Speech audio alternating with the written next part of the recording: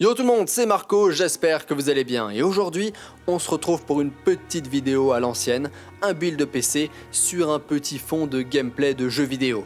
On joue à Vampire, un tout nouveau jeu qui vient de sortir début juin, mais on n'est pas là pour parler de ça, on est là pour parler config PC et aujourd'hui je vous propose un setup complet pour environ 850 €, donc la tour, l'écran, le clavier souris, le casque avec micro et le système d'exploitation. Allez, sans plus attendre, c'est parti.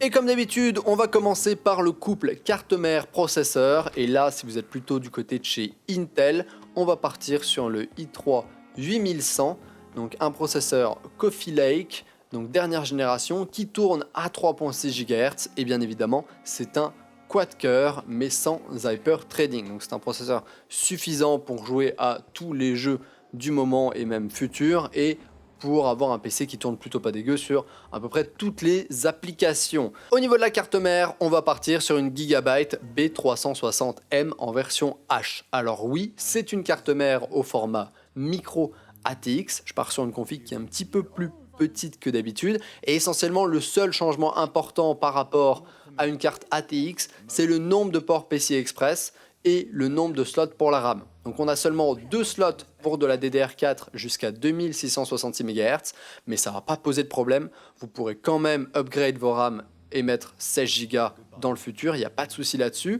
On a ensuite seulement un port PCI Express 3.0 en 16 fois, le deuxième est un 3.0 en une fois. On a toujours des chipsets audio Realtek et réseau Realtek. On a un slot M.2, on a 4 ports SATA, donc vous pouvez mettre jusqu'à 4 disques durs au SSD et un SSD en M.2 également. Au niveau de la connectique à l'arrière, on va avoir de l'HDMI, du VGA, 2 ports PS2 pour clavier souris, 6 USB, donc 4 USB 3 et 2 USB 2.0, 3 jack audio et un port RJ45 pour Internet, donc pour le câble Ethernet. Voilà, si jamais vous voulez connecter votre PC en Wi-Fi, je le prends pas en compte, faudra rajouter une petite carte Wi-Fi qui coûte 20 à 25 € et qui viendra se brancher soit en USB, soit en PCI Express. l'i3 coûte environ 120 € et la carte mère coûte environ 70 €. Si jamais vous êtes plutôt du côté des rouges, donc AMD, je vous conseillerais de partir sur un Ryzen 3 1300X. Donc c'est la première génération de Ryzen, mais ça fait encore très bien le taf. C'est du socket AM4, il y a aussi 4 cœurs sans hyperthreading, donc 4 cœurs, 4 threads.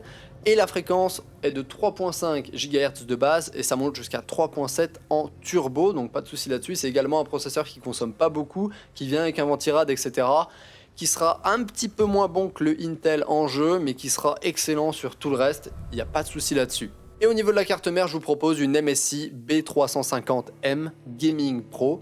Elle aussi, c'est une carte mère au format micro ATX avec seulement 2 slots pour de la DDR4. Ça supporte également jusqu'à 32 Go. On a également un port PCI Express 3.0 en 16 fois et ensuite 2 ports PCI Express 2.0 en une fois. On a du Realtek pour l'audio et pour le réseau, quasiment les mêmes chipsets également. Et à l'arrière, en connectique, on a un port PS2 pour clavier souris, on a du VGA, du DVI et de l'HDMI. On a encore 4 USB 3.0 et 2 USB 2.0, les 3 jack audio habituels et un port LAN RJ45 pour Internet. Donc ça va être la même histoire si jamais vous voulez mettre votre PC en Wi-Fi dans les deux cas. Et pour AMD, le processeur va coûter 130 € et la carte mère environ 73 €. Pour ce qui est du refroidissement et du ventirad, alors je vous le dis, là on va partir directement sur les ventirades de base qui sont soit fournis avec le Ryzen 3 1300X ou l'i3 8100. C'est des processeurs qui consomment pas beaucoup, qui vont pas chauffer beaucoup. Donc là, pour pas dépasser le budget, on peut partir essentiellement sur le ventirad qui est directement fourni soit par Intel soit par AMD, ça suffira largement dans un premier temps. Si ensuite vous voulez mettre un ventirad un petit peu plus efficace, libre à vous, mais moi c'est pour respecter mon budget. Au niveau de la RAM, il n'y a pas 20 000 choix disponibles, on part sur de la DDR4, la HyperX Fury en 8 Go, 2400 MHz et en casse 15. On part évidemment sur une seule barrette afin de laisser le second slot disponible si jamais on veut upgrader à 16 Go et ça va nous coûter 94 €. Au niveau du stockage, bien évidemment, je peux pas mettre de SSD, on n'a pas les sous pour, sinon on explose clairement le plafond. Donc on va partir sur un disque dur simple Et comme d'habitude sur un Sega de Barracuda de 1TB qui va nous coûter 45 €. Il n'y a pas meilleur en rapport qualité-prix. Puis bon, c'est du 7200 RPM donc ça tourne assez vite. Vous n'aurez pas trop de soucis pour lire vos jeux. Ça sera un petit peu long sur les chargements mais bon, pas de soucis quoi. Au niveau du boîtier, on va partir sur un mini tour, donc un boîtier qui est plus petit que d'habitude, qui supporte seulement les cartes mères au format micro ATX ou mini ITX. Certains peuvent penser que ça peut limiter les possibilités d'évolution, mais il y a pas mal d'évolutions possibles, même en micro ATX. Donc là, je vous conseille le Cooler Master Masterbox Lite 3.1. C'est un boîtier avec une vitre en pleine taille qui est plutôt joli, qui est plutôt nice. Et Cooler Master fait généralement des très bons boîtiers et ça vous coûtera seulement 43 €, donc c'est vraiment une bonne occasion. Pour alimenter ça, il n'y a pas besoin d'une grosse puissance, donc on partira sur une petite Cooler Master Masterwatt 450. Donc c'est une alimentation semi-modulaire 80 plus bronze de 450 watts qui va vous coûter 60 €.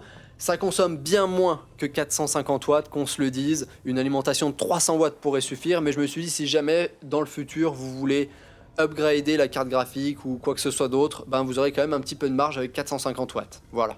Au niveau de la carte graphique, le cœur du PC, j'aurais adoré pouvoir mettre une GTX 1060, mais clairement, c'est beaucoup trop cher encore. Donc là, je vais vous conseiller de partir sur une GTX 1050 Ti et j'ai sélectionné celle de KFA2. Donc la KFA2 GeForce GTX 1050 Ti en version overclockée avec 4 Go de VRAM qui vous coûtera 175 €. C'est quand même une carte qui est assez puissante, qui peut faire tourner tous les jeux actuels en médium élevé à 60 fps en 1080p sans aucun souci et qui vous permettra de jouer aux jeux futurs de manière plutôt convenable. On va maintenant passer sur tous les autres périphériques, à commencer par l'écran, et là je suis parti sur un écran de 24 pouces, donc le Asus VP 247H qui coûte 140 €. C'est un écran LED avec 1 milliseconde en temps de réponse et en 1080p. Donc au niveau des écrans, il y a beaucoup de choix. Clairement, j'en ai pris un que je connaissais un petit peu, dont je connaissais la marque, etc. Asus fait des bons écrans.